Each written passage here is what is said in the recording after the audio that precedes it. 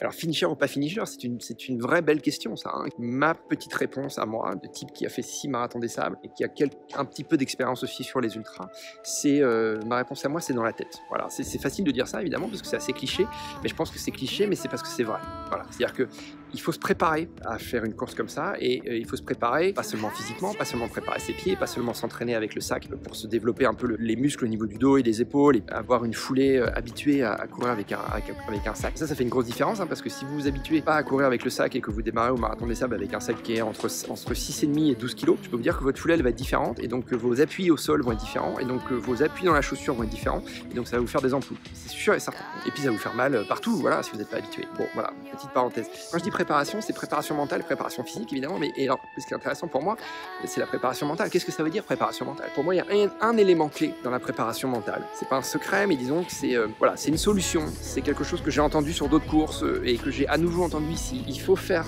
cette course-là, le marathon des sables. Il faut le faire pour soi. Voilà, il faut que la motivation, elle soit personnelle. On le fait pas pour faire plaisir à quelqu'un. On le fait pas pour se la raconter auprès de ses potes de club sur Facebook ou sur Instagram. On le fait parce que ça répond à un besoin interne fort. Peu importe quel besoin, c'est très personnel.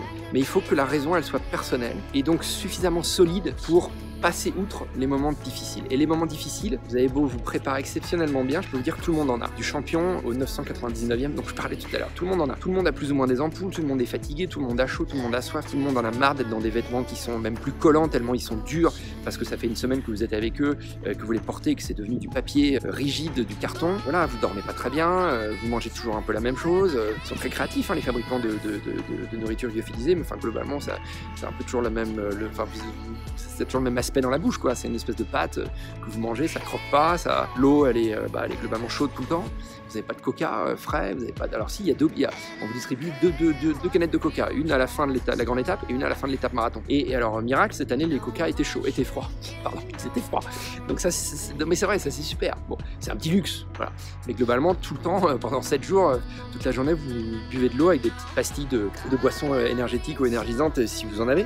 Mais globalement, l'eau que vous buvez, elle va pas être fraîche, quoi. Donc voilà, donc c'est une course qui reste difficile. Donc de toute façon, vous aurez des moments difficiles. Et pour passer outre ces moments difficiles, je crois que la différence, elle se fait là. Elle se fait dans la motivation, donc dans la tête, dans le cerveau, entre ceux qui ont une motivation qui est pure, quoi, qui est légitime, oui, c'est des termes un peu forts, hein, pur et légitime, qui est personnel.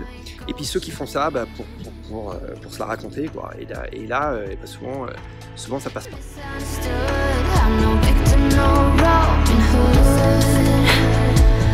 Hanged in teeth.